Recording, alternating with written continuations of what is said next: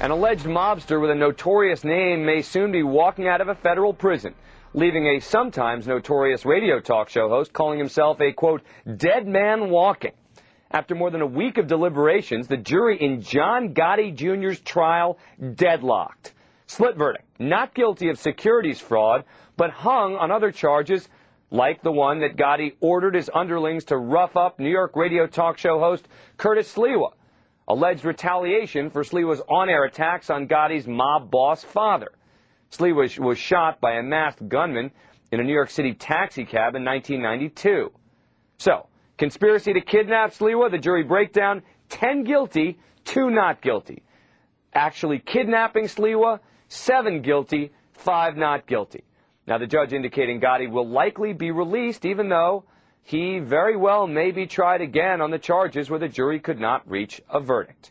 Joining me now is Curtis Sliwa, saying he's fearful for his life, but looking forward to what he calls round 2, and John Gotti Jr.'s attorney, Jeffrey Lichtman. Gentlemen, thanks for joining us. All right, Curtis, you really think he's going to come after you? Oh, there's no question, and it doesn't necessarily mean the fingerprints of John Gotti Jr. free to be at home with his wife and kids will be on this, but there are sycophants, toadies, and lackeys who honor the memory of his father and John Gotti Jr. They want to walk in his shadow, and they'd be more than happy to brain me and bring me to room temperature. And I guarantee you, if anyone ever whispered into the ear of John Gotti Jr. that Curtis Sliwa was DOA, dead on arrival, it would make his day.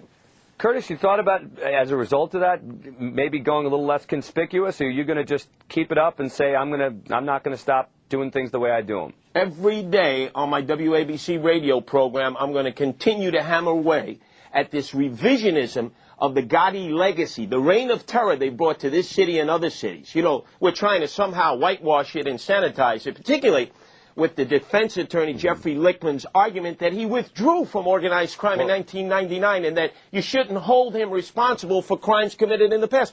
There's only one way to withdraw from La Cosa Nostra, and that's feet first in a pine box 6 feet under. All right. Jeffrey Lichtman, you've described this case as limping, as weak.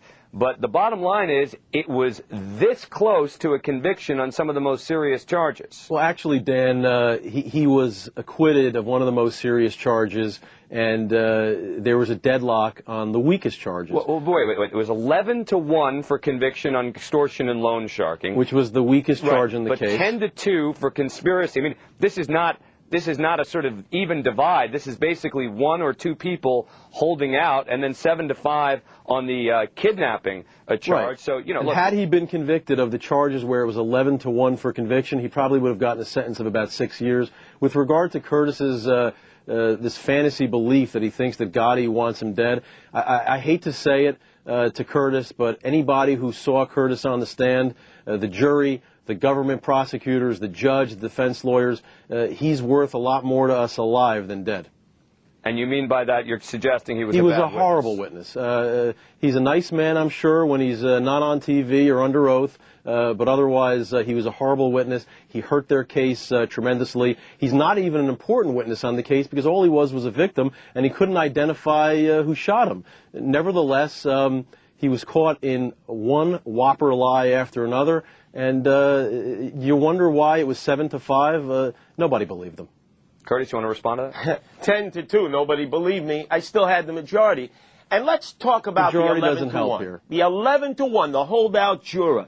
The history of the Gottis and Gambinos are in the past, and you know this, Jeffrey. What about the 12 people that acquitted him on a $25 million fraud? They have fixed juries through bribery. John Gotti Sr., 1987, beat the rap on murder and extortion through bribery of a juror. Gene Gotti, the brother, beat the rap on a drug charge, bribing a juror. The jurors went to jail, as did the bribers. You can't deny that, Lichtman. And Jeffrey, and I have heard people who know nothing about the case say, oh, look at that, 11-1, 10-2. You know, about 12-0 something for happened acquittal? to the juries. Go ahead. What about 12-0 for acquittal on the securities fraud? What about 7-5? Look, the government is not alleging that there was anything wrong with this jury. They wouldn't dare. They know there's nothing wrong. Curtis, You were a good loser after my cross-examination of you. I would suggest be a good loser again. Let me read from the U.S. Attorney for the Southern District of New York, Michael J. Garcia, who says, the office respects the jury's findings as to the charges on which the jury did not reach a verdict. We are evaluating further proceedings. We commend our prosecution team as well as our law enforcement partners